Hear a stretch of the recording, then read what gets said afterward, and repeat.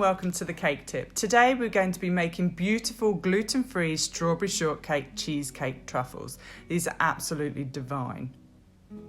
These are the ingredients you're going to need to make your cheesecake truffles. I will put a list of the ingredients and the weight measurements in the description underneath the video also. You're going to need some gluten-free shortbread, some soft cheese that's been out the fridge for a while to soften, some strawberry extract, some frozen strawberries that are partially defrosted, some vanilla bean, and you'll also need some gluten-free white chocolate.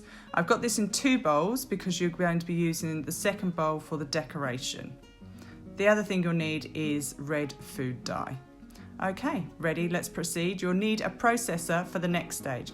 So pour your gluten-free shortbread into your food processor. This can be store-bought or it can be homemade, whichever you prefer. Pop your lid on your food processor and you're going to process this just until you have fine breadcrumbs, exactly the same way as you would if you were making a normal cheesecake base. You'll know when it's ready because it will look like fine breadcrumbs and it will crumble through your fingers. That's absolutely perfect to move on to the next stage. So grab your soft cheese, and it's easier if you've cut it into squares to put into the food processor. It just makes it a little bit easier for it to combine it equally because we don't want to spend too much time just combining this. Once you've popped all of your cheese into your food processor, just pop your lid back on. We're only going to pulse for this. The reason that we only want to pulse is that we don't want to make it become too liquefied. It needs to make like a doughy paste.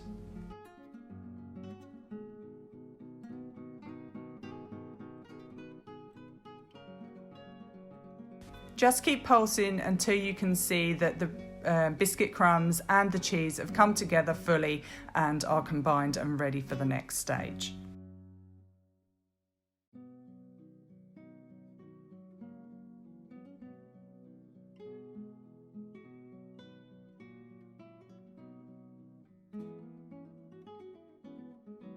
So once you think it's combined, pop your lid off and take a look. And if it comes into a little ball when you press your fingers together, it's absolutely perfectly combined.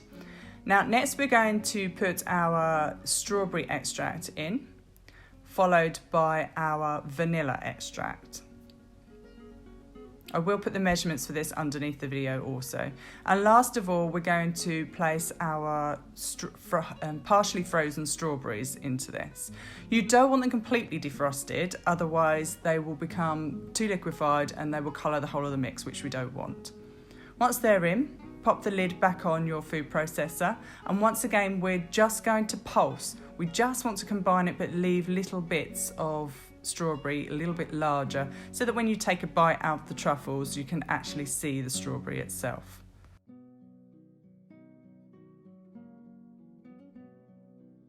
The great thing about pulsing it is you can get it exactly how you want it. As you can see here, part of it has come strawberry coloured and there's bits of strawberry and it's exactly how we want it. So we're ready to move on to roll our truffle balls now. So just remove your mix from your food processor bowl so that we can transfer it into a normal bowl to make it easier for us to roll the balls.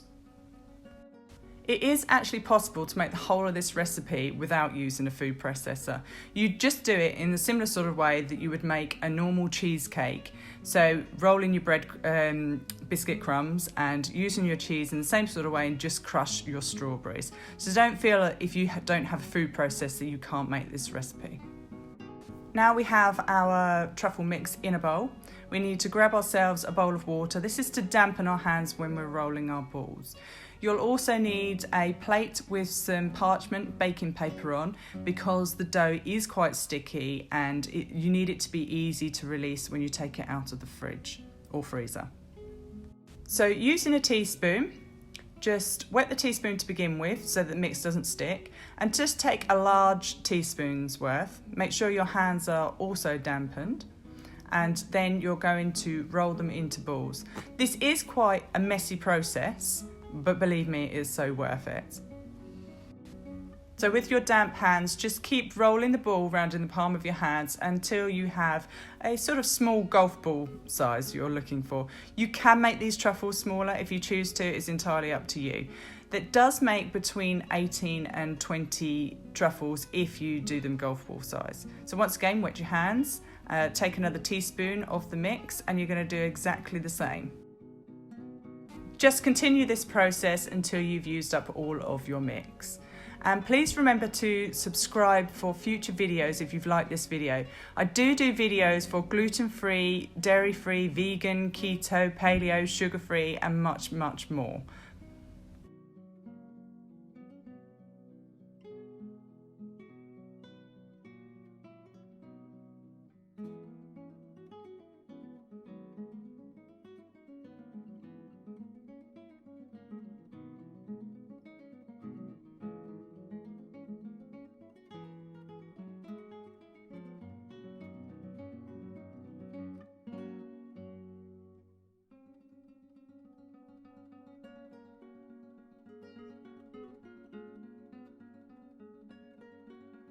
Once you've completed all of your balls, you're going to pop them into the freezer for roughly an hour.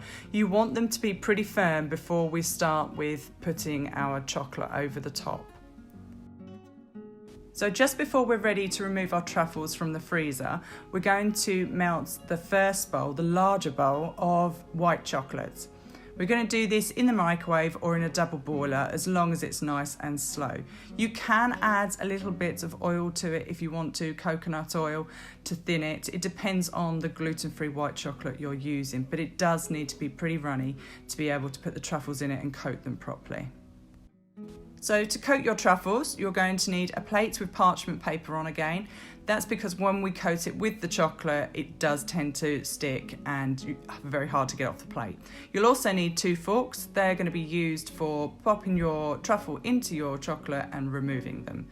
So pop a truffle in and coat it with the white chocolate. Make sure it's fully coated, and then using your other fork, you're going to slide it onto your baking parchment paper.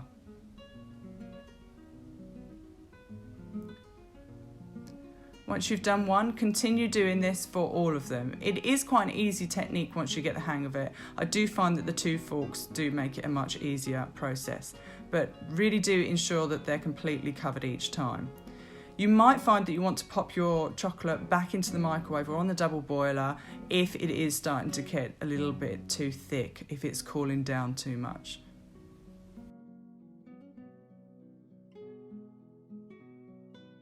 Once you've coated all your balls with the white chocolate, just pop them back into the freezer just so that we can prepare the decoration chocolate from the top. So put them away, grab your small bowl of your white chocolate, and we're going to colour this. So first of all, you're going to melt your white chocolate before we add our colouring.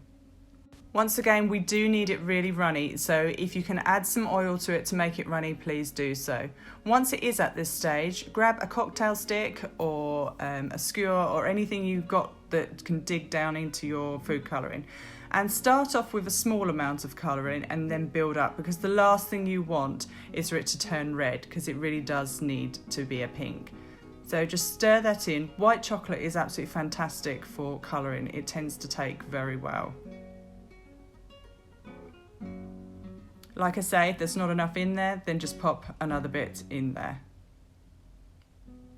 And stir around again until you get your desired colour.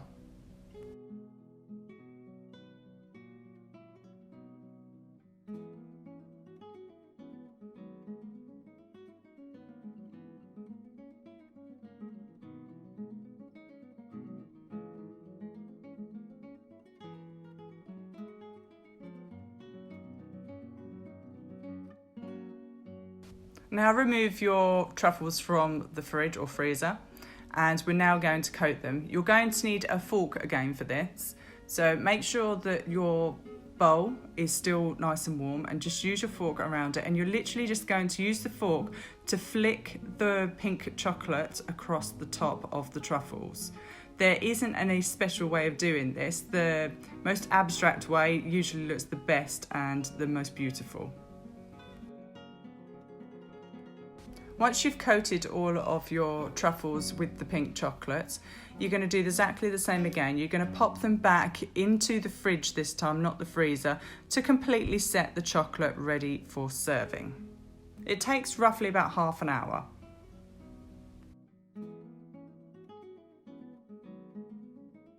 Once your truffles are firm to the touch, just pop them on the side and you're going to peel them off of the baking parchment paper and any excess chocolate from around the edges, and then they're ready to serve.